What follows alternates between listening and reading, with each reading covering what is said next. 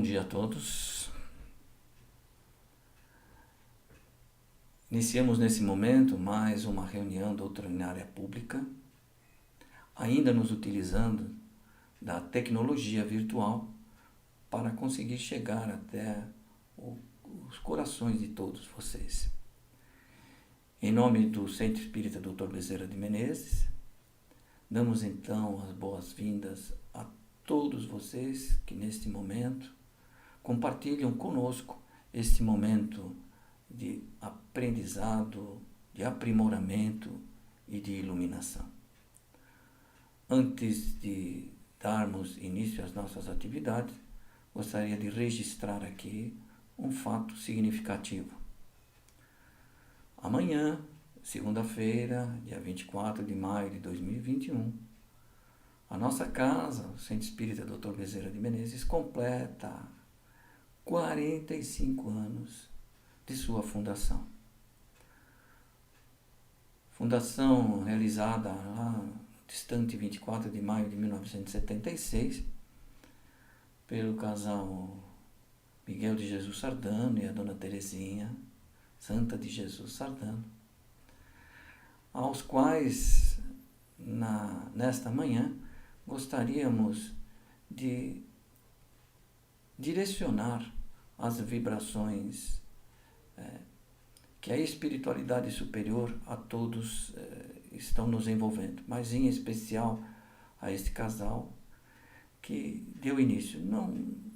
Não conseguiram esta obra toda de uma forma solitária. Contaram com inúmeros corações que colaboraram, mas o primeiro gesto, o gesto de coragem, de audácia, de realizar então a fundação e assumindo a grande responsabilidade por tudo, pertence então ao casal Sardano, aos quais rogamos a Deus, a Jesus e aos bons espíritos que os cubram de bênçãos, não só pela fundação do centro, mas por tudo o que representam na historiografia da nossa casa e também aos nossos corações.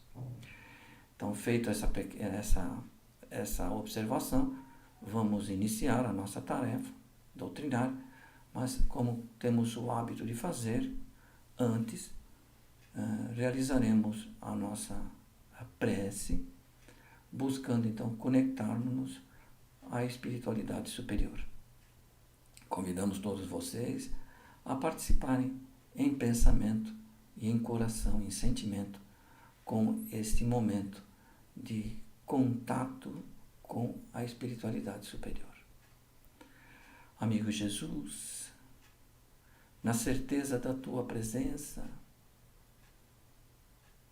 a repletar os nossos corações, a nossa alma, com as dúlcidas vibrações do vosso amor, gostaríamos, Jesus, de vos agradecer por esta oportunidade bendita, ao mesmo tempo em que rogamos as suas bênçãos para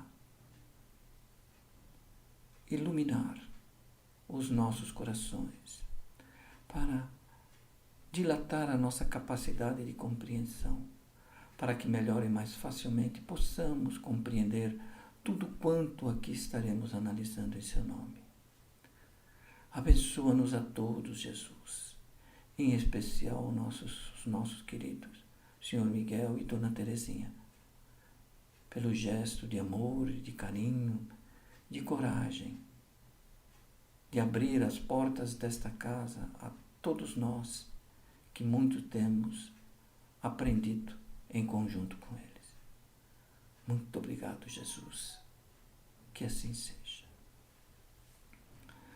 Muito bem, como vocês já devem saber, os temas das nossas reuniões doutrinárias aos domingos seguem o livro Caminho, Verdade e Vida, de autoria espiritual do Emmanuel, sob a psicografia de Francisco Cândido Xavier.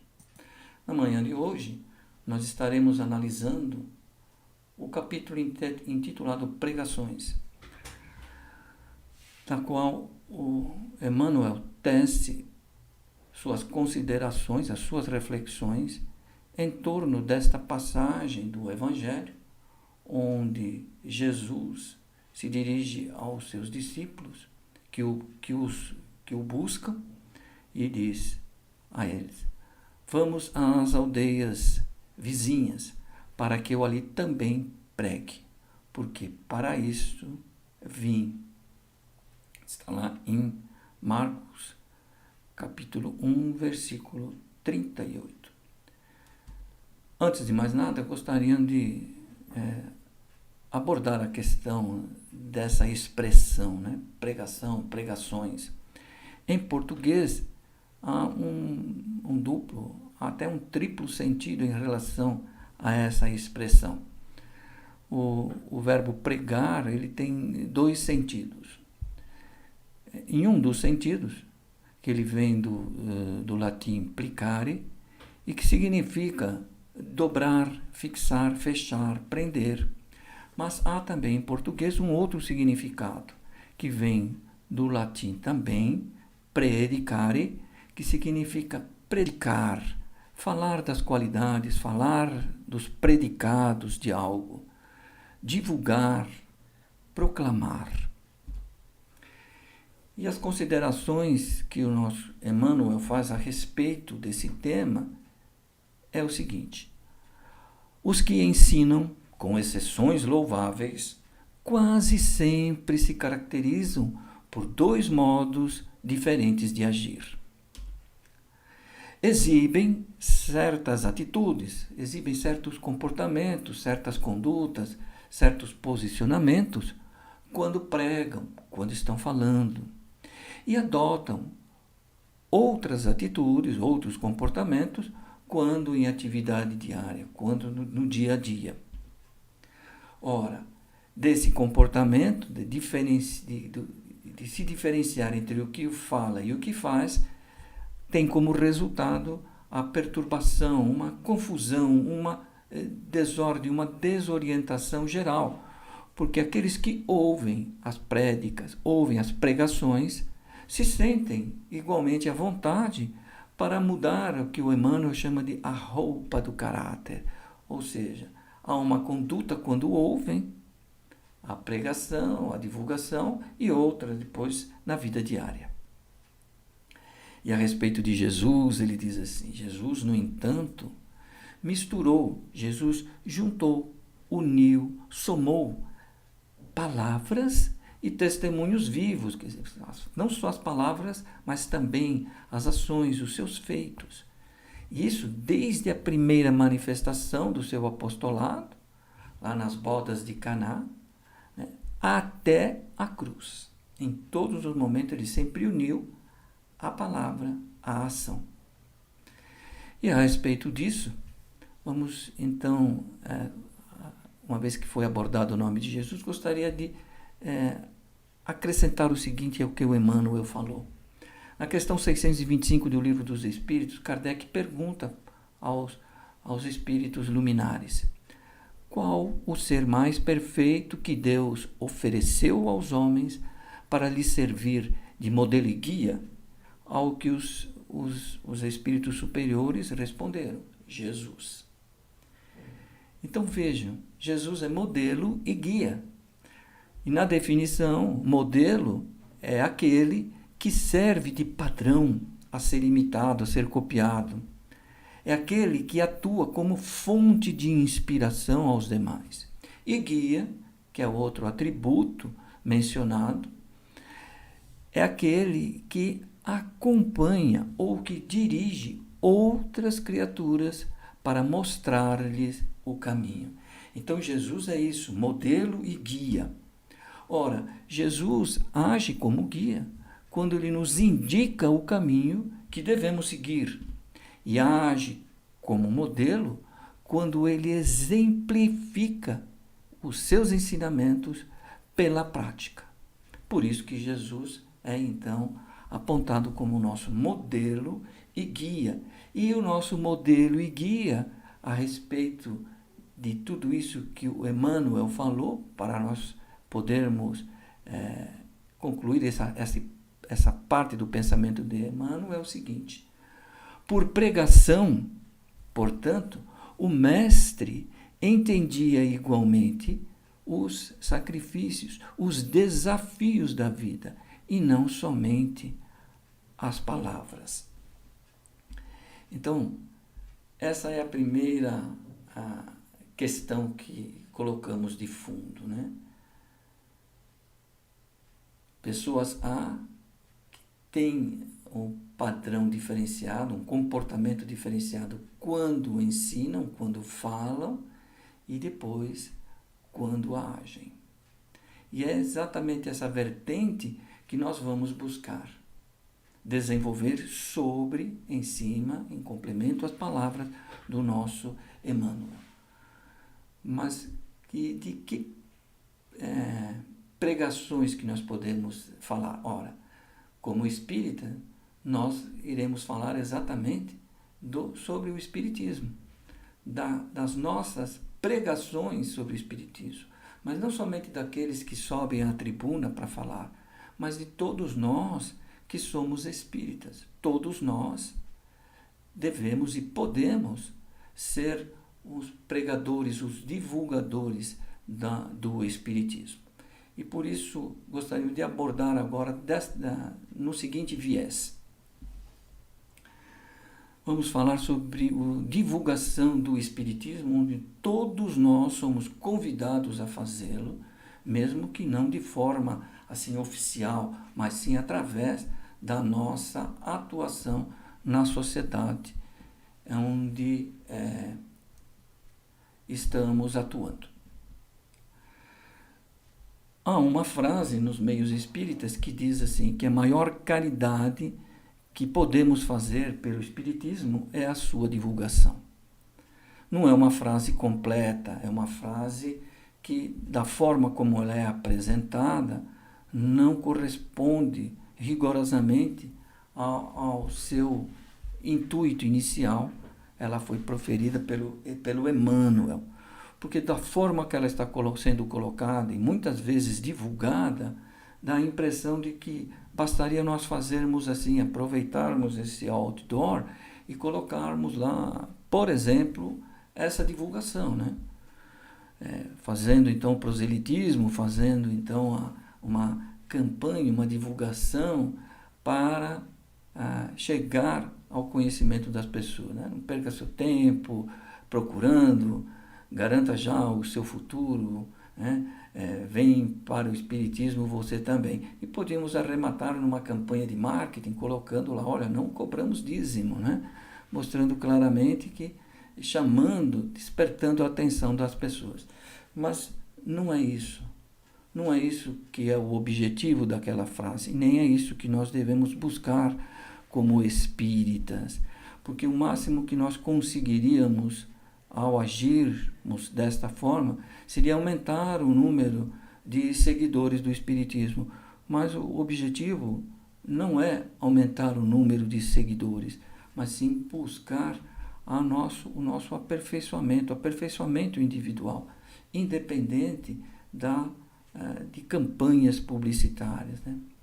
E a respeito disso, da quantidade, o próprio Jesus tem a sua colocação a respeito de propagandear as virtudes do cristianismo com o objetivo de aumentar o número de profitentes, o número de seguidores.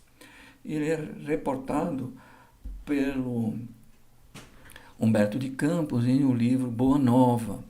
Há uma passagem muito interessante onde Jesus conversa com Zebedeu. Zebedeu era pai de João, o evangelista, e de Tiago, Tiago o maior, porque haviam dois Tiagos, né? Ambos discípulos de Jesus.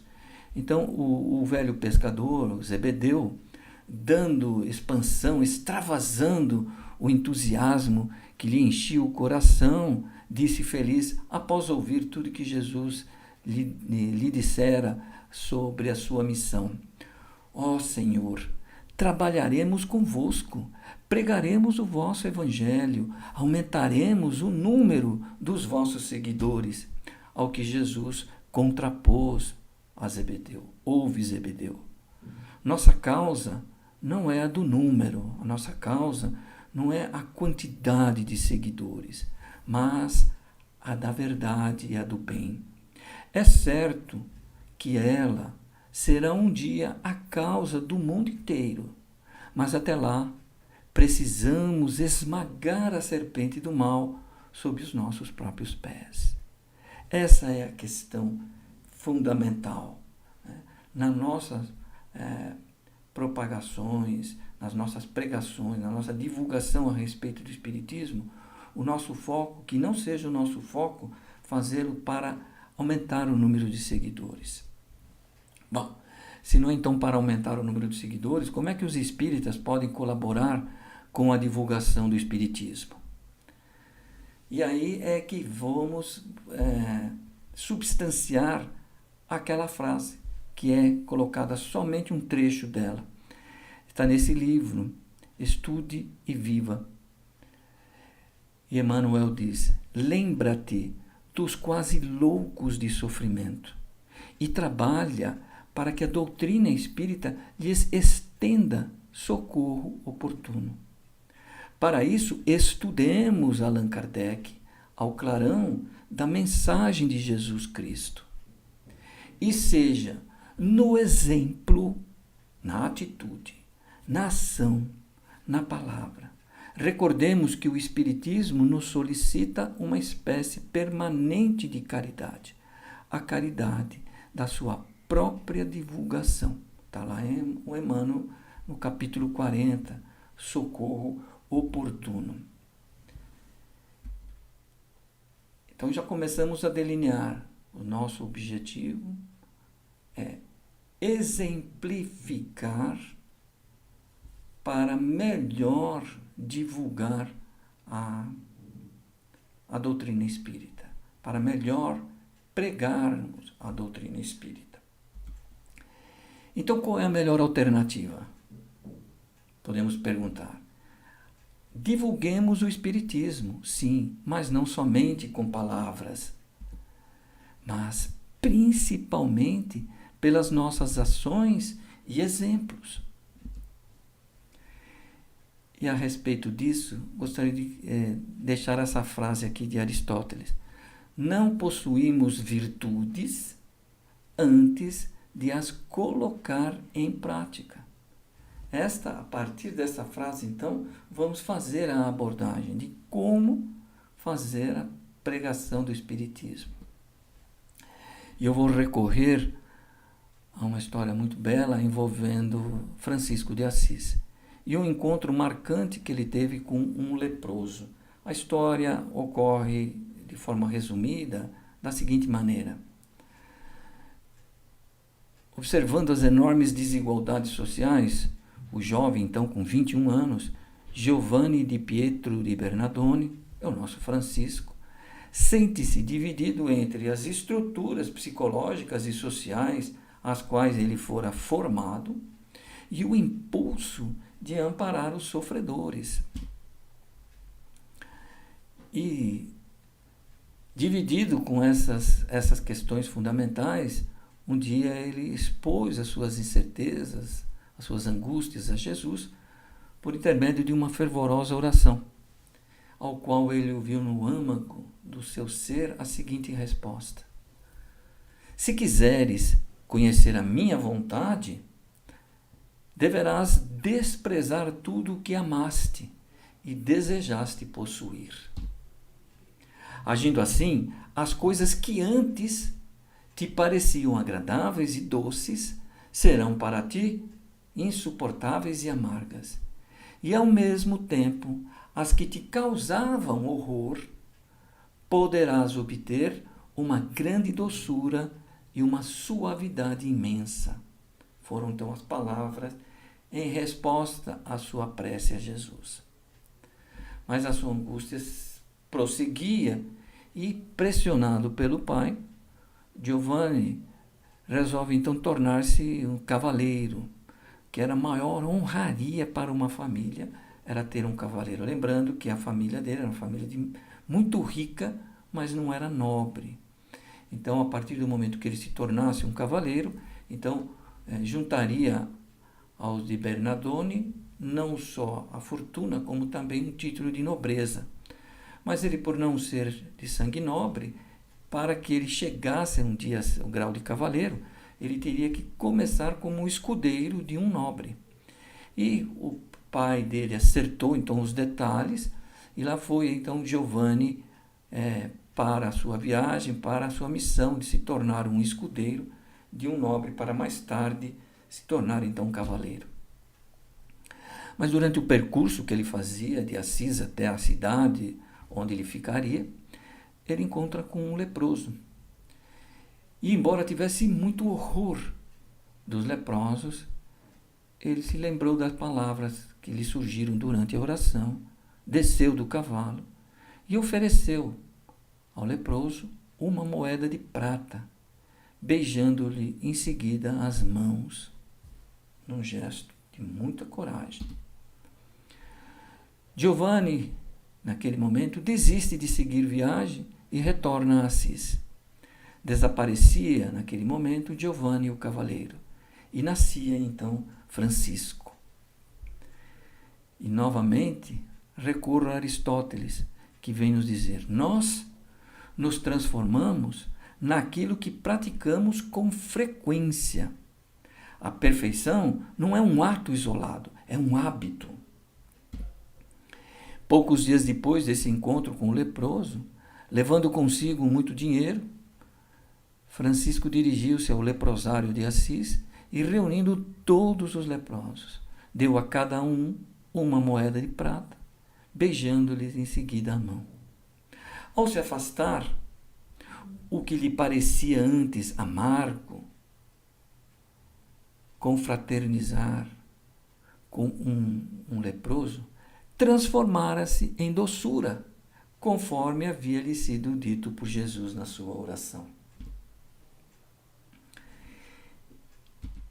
E é exatamente a partir desse momento que nós vamos exemplificar qual é a nossa melhor postura para seguirmos, então, como pregadores, divulgadores da doutrina espírita, utilizando-nos da máxima do Espiritismo, que é: fora da caridade não há salvação. É em torno da expressão caridade que nós devemos, então, buscar as nossas exemplificações para as demais pessoas. Kardec pergunta lá no Livro dos Espíritos, na questão 886, como é que Jesus entendia o verdadeiro sentido da palavra caridade? E os bons espíritos responderam: benevolência com todos, indiscriminadamente. Indulgência com as falhas alheias. Nós não darmos importância às falhas alheias. E perdão das ofensas que contra nós são cometidas. A caridade, ela é inata, nasce conosco, ou ela precisa ser desenvolvida? É uma pergunta retórica que fazemos. E vamos convidar Joana de Ângeles para nos dar a resposta, se a caridade já nasce conosco ou se ela precisa ser desenvolvida. Joana vem nos dizer: a caridade é uma qualidade moral que necessita ser desenvolvida. Nós não nascemos com ela. Não nascemos.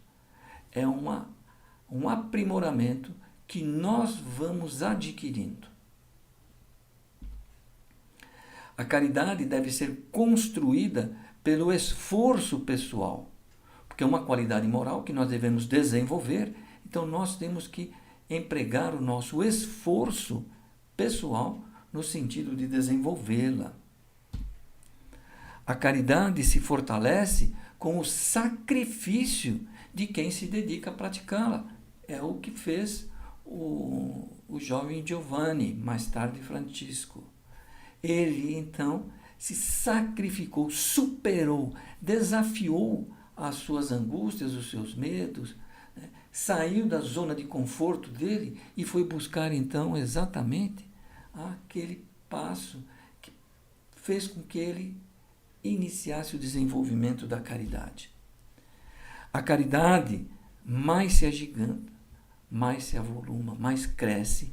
Quanto mais difícil é a condição, quanto mais difícil é a situação para praticá-la, quando maior é o desafio para então nós podermos praticá-la. Não quando tudo vai bem, mas sim quando nós enfrentamos esses desafios para colocá-la em prática. E nos lembramos de uma frase que tem de origem desconhecida, onde nos afirma o seguinte: o que não te desafia, também não te transforma, porque estamos sempre na nossa zona de conforto e aquilo acaba não nos transformando. É só uma sequência de eventos. Para nos transformar, nós temos então que realizar algo que nos desafia a sairmos do nosso lugar comum, a superarmos as dificuldades, a de nos superarmos. E os desafios são sempre assustadores. Sempre saímos do nosso mundo particular, como o peixinho aí que está acostumado no seu aquário, e ele vai se jogar naquele rio. Mas como é que será? Então, realmente enfrentar o desafio, ele sempre é assustador. Mas mais assustador ainda, porém, é o arrependimento.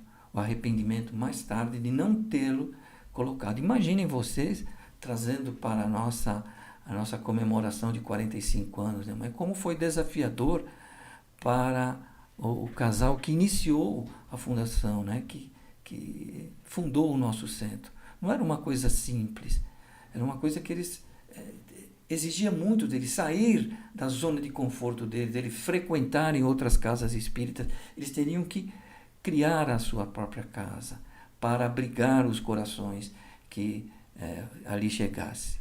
Então, esse é sair da zona de conforto. Muitas são os desafios para a prática da caridade. E aí nós vamos ver a Joana nos ensinando. Ela nos diz assim, olha, o delinquente, o criminoso, o malfeitor, o bandido, pela ação infeliz do que ele se torna responsável, ele inspira em quem sofre a sua ação, ele inspira animosidade, ele inspira hostilidade, aversão, ódio. Qual é o desafio? Que é sair da zona de conforto, amá-lo na condição de um enfermo, de um doente, necessitado de recuperação. Isso é caridade. E ela segue. O rebelde, aquele que é revoltado, desobediente, provoca uma reação idêntica de agressividade em nós que sofremos as consequências da sua rebeldia. Qual é o desafio que a Joana nos propõe? Auxiliá-lo com paciência, até conquistá-lo para o equilíbrio, constitui importante caridade. O antipático, aquele que cruza a nossa vida, cheio de antipatia para conosco, representa um teste para as tuas realizações espirituais. O desafio é superar a condição negativa e trazê-lo à província do teu coração, trazê-lo ao campo dos seus sentimentos. Isso é significativa caridade. O ingrato naturalmente inspira desprezo, se não indiferença, àquele que sofre da ingratidão por ele praticada. Mas o desafio colocado é exatamente esse. Devemos sair da nossa zona de conforto, de nos tornarmos, desprezá-lo, de sermos indiferentes a ele, mas prosseguir ajudando-o, apesar das dificuldades no relacionamento. Representa essa postura elevada à caridade. O ofensor provoca um natural retraimento. Nós nos afastamos. Insistir, porém, na ação cordial, com esquecimento do mal, constitui verdadeira caridade. É o ensinamento da Joana de Ângeles. Esse é o grande desafio. Né?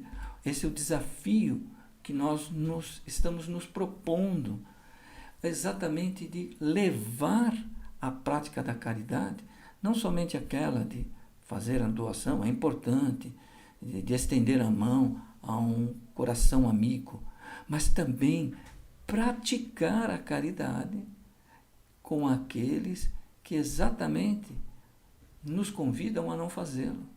Aí está o grande desafio. É desse sacrifício, como disse a Joana, é de enfrentar esse sacrifício, esse esforço pessoal, é que virá então o aprendizado da aplicação do desenvolvimento da caridade, como a preconizada por Jesus.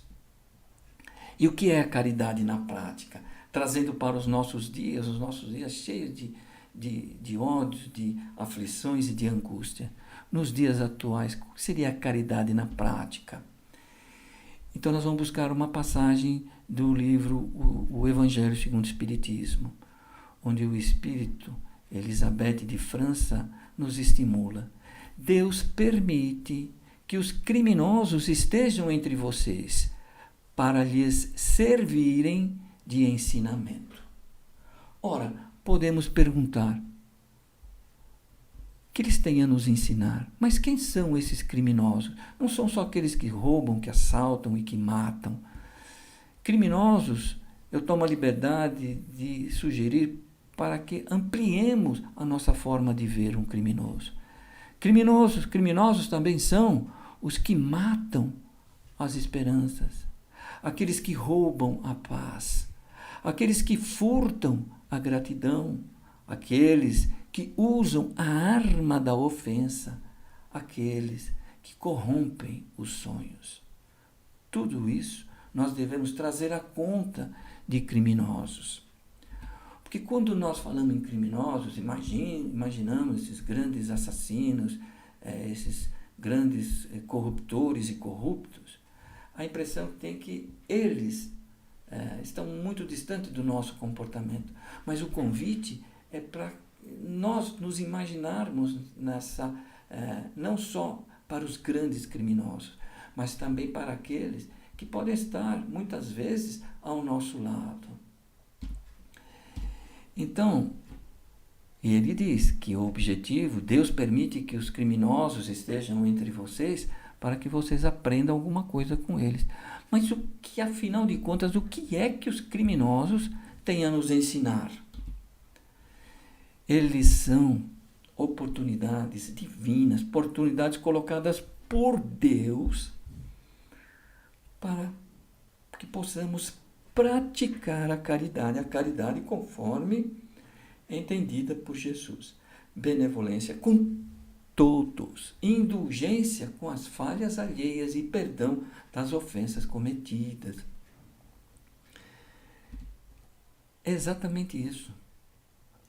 Essas pessoas existirão sempre à nossa volta como uma oportunidade que Deus nos estende para que possamos sair da nossa zona de conforto e praticarmos a verdadeira caridade. Qual seja a da benevolência com todos, a da indulgência com as falhas alheias e também aquela que diz respeito a perdão das ofensas que nós sofremos. É uma oportunidade, porque nós não nascemos com caridade, temos que desenvolvê-la, temos que aplicar um esforço pessoal, devemos fazer um sacrifício, e todas essas pessoas, todos esses criminosos, que nós ampliamos a sua abrangência, não só os grandes criminosos, assassinos, mas também aqueles que conosco são ingratos, aqueles que são rebeldes em relação a nós, aqueles que são antipáticos. Muitos deles, às vezes, convivem conosco no ambiente de trabalho, no ambiente familiar, no ambiente social. O objetivo não é nós fugirmos dele. Deus colocou na nossa vida como a nos dizer claramente, eis aí a oportunidade para vocês desenvolverem algo que vocês ainda não possuem, a caridade. É exatamente isso que devemos entender. Por isso que são oportunidades que Deus nos disponibiliza. E o Espírito Elisabeth de França segue. Quando a lei de Deus, a lei de caridade, de amor, for praticada, tais ensinamentos, tais criminosos que nos proporcionam esses ensinamentos, eles já serão desnecessários. E todos os espíritos impuros serão finalmente exilados para mundos inferiores. Porque já que todos nós aprendemos, já que todos nós desenvolvemos a característica que precisávamos, não há então mais necessidade deles estarem à nossa volta. E aí então serão exilados para que eles sigam o seu aprendizado em outros locais. Quando nos deparamos com esses criminosos, nessa abrangência maior que nós colocamos, não devemos dizer dele: é um miserável e por isso deve ser eliminado da face da terra. Ou ainda, a morte é muito pouco para uma criatura dessa espécie. Não, não é assim que se deve falar dessas criaturas. Evidentemente, porque eles representam uma oportunidade para nós. Então, não devemos maldizer as oportunidades de crescimento que a vida nos oferece. Então, por isso que o Espírito Elizabeth de França faz esse comentário, né? Não é assim que se deve falar. E aí ela nos dá assim uma pista como devemos agir. Pensem no modelo e guia da humanidade que é Jesus. Que diria o mestre se esse infeliz, esse criminoso infeliz, esse ingrato, esse rebelde, esse assassino, esse criminoso, estivesse ao lado dele? O que é que Jesus faria? E ela mesma responde: com toda certeza, Jesus teria para com ele compaixão, considerando como um doente, muito necessitado, e lhe estenderia as mãos. Por isso que a Joana diz lá, né? Nós devemos entendê-lo como uma pessoa, um enfermo, necessitando ainda da nossa caridade. Então, Jesus assim vai entender essas criaturas. Mas ela sabe, ela conhece o estado moral e espiritual de aprimoramento que nós estamos enfrentando. Nós não somos espíritos desenvolvidos moral e espiritualmente como Jesus. Então ela só está dizendo que o nosso modelo e guia faria exatamente isso. Entenderia ele como um doente e um enfermo e o auxiliaria. E aí ela vem dizer: não lhes é exigido fazer o mesmo que Jesus, mas pelo menos vocês podem orar por ele, podem orar pelos criminosos, dar-lhe assistência espiritual, pelo menos isso é o esperado de nós. E aí vou colocar uma frase de Jesus: eu, porém, lhes digo, amem os seus inimigos e orem por aqueles que os perseguem, para que vocês venham a ser filhos de Deus. E é exatamente isso que ela conclui.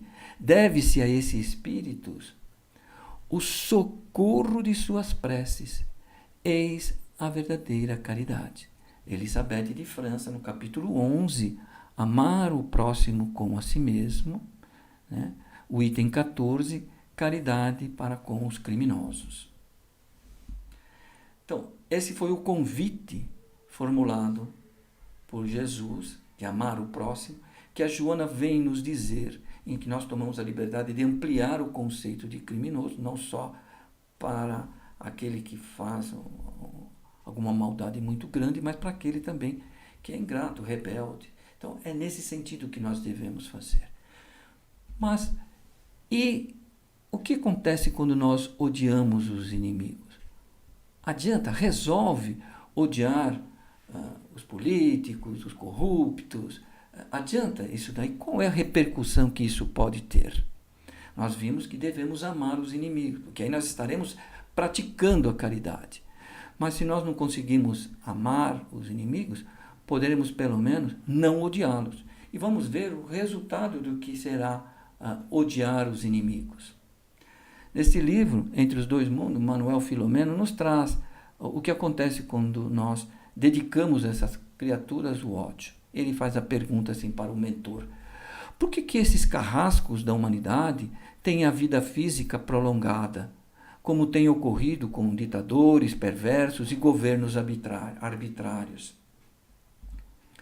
E o mentor vai responder: a manutenção da existência física dessas criaturas se justifica porque delas resultam benefícios não reconhecidos no momento. De novo, os criminosos estão aí para auxiliá-los em alguma coisa, mas para nos ensinar algo. Mas o que é que eles vêm nos ensinar? E agora o Manuel vem dizer que essas pessoas cruéis da sociedade, né? A existência física dele é justificada porque deles resulta um benefício que ainda não é reconhecido por nós. Mas que benefício seria esse?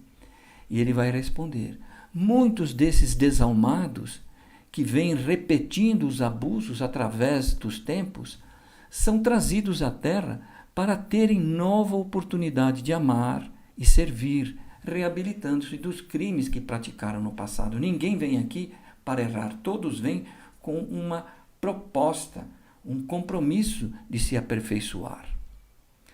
Porque não consigam a transformação e escolham o caminho do crime, tornam-se instrumentos para que o progresso ocorra pelo sofrimento das massas, pelo sofrimento da sociedade, da população, a eles submetidas, que assim resgatam os seus erros do passado.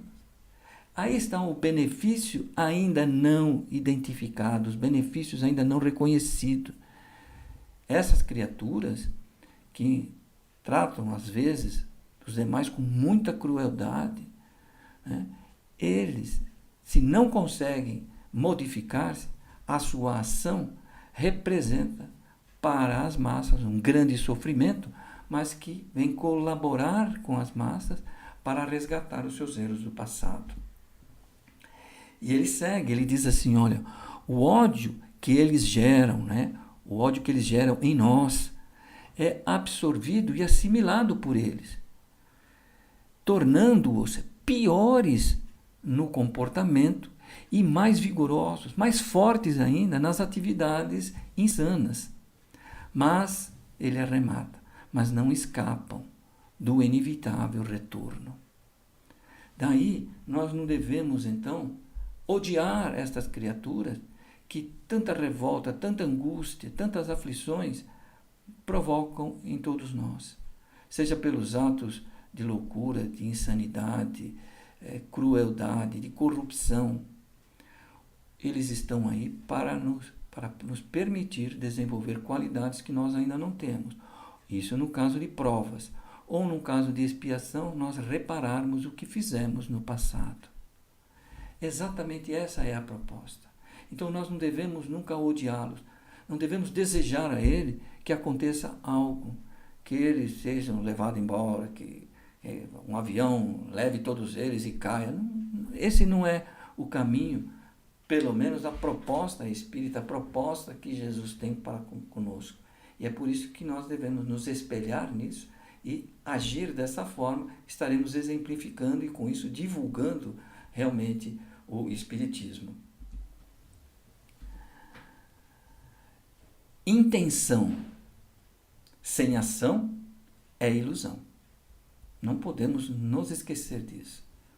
Podemos ter as melhores intenções, mas se nós não colocarmos em prática, é pura ilusão. E o próprio Divaldo vem nos dizer: toda a existência, mesmo longa, chega ao final. E nós viajaremos não com as intenções, mas com os atos que fomos capazes de realizar. Esta é a recomendação. Colocar em prática tudo o que estamos aprendendo. Será difícil? Claro que será difícil. Nós estamos aprendendo, somos ainda aprendizes. Mas devemos sair da nossa zona de conforto, de maldizer, de criticar, de apontar falha nos outros e passarmos então a pelo menos não odiá-los, a pelo menos fazer uma oração intercessória em benefício dele, porque estaremos agindo de maneira duplamente correta.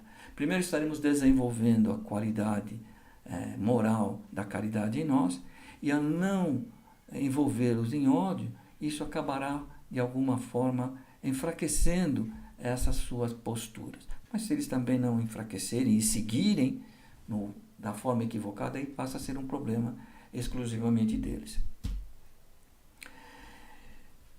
E para encerrar, né, o Emmanuel vem deixar claro tudo isso que o Divaldo nos falou, que só recapitulando, né, toda existência, mesmo longa, chega ao final e nós viajaremos, não com as intenções, mas com os atos que fomos capazes de realizar.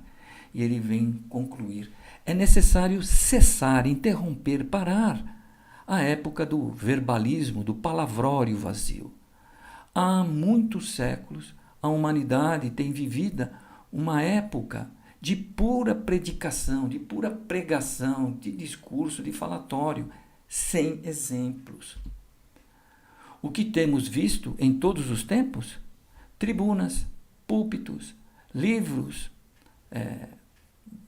ou então falatórios de pedagogia barata, dentro de uma quantidade, uma variedade assombrosa de demagogos. O tempo da palavra vazia passou. O tempo atual é dos atos. Precedamos, antecipemos qualquer ensinamento com um exemplo de ordem pessoal. Esse é o convite que ele nos faz. E para encerrarmos, iniciamos falando da interpretação em português da palavra pregação. Pregador tem uma terceira vertente, né? Tem aquele que é o divulgador, aquele que faz as prédicas, anuncia. Existe o pregador de roupa, que prende, e tem aquele pregador que fixa cartazes, né? Todos esses são interpretações ou significados da mesma palavra pregador em português. Por isso que o português é tão difícil assim. O Emmanuel, ele faz uma afirmação. Ele diz assim: sou um simples pregador. Mas não o pregador, o divulgador. Olha a humildade dele. Ele diz assim: sou um simples pregador. Um pregador de cartazes. Cartazes convidando à festa do reino de Deus. Muito linda a colocação dele. E esta frase eu tirei do livro recém-lançado da nossa já saudosa Sueli Caldas Schubert, que retornou ao mundo espiritual no dia 12 de maio, quarta-feira da semana passada, e que recebeu aqui por parte da nossa casa uma bela homenagem na palestra pública da quarta-feira. E para encerrar, lembremos-nos: eu, porém, lhes digo, amem os seus inimigos e orem por aqueles que os perseguem, para que vocês venham a ser filhos de Deus. Essa, então,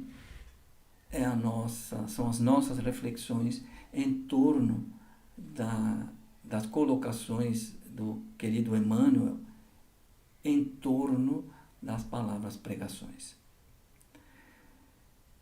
Que possamos nelas refletir e tomarmos uma decisão de, se já não iniciarmos a mudança da forma de nós encararmos as situações muitas vezes angustiantes que enfrentamos e que vêm nos convidar à prática da caridade. Para encerrar, vamos realizar então a nossa prece, agradecendo a Deus, a Jesus, aos bons espíritos que nos acompanharam e que repletaram as nossas almas, os nossos corações e também o ambiente doméstico onde nos encontramos, todos nós, com as irradiações amorosas de Jesus, as irradiações de muito amor, paz, harmonia e serenidade.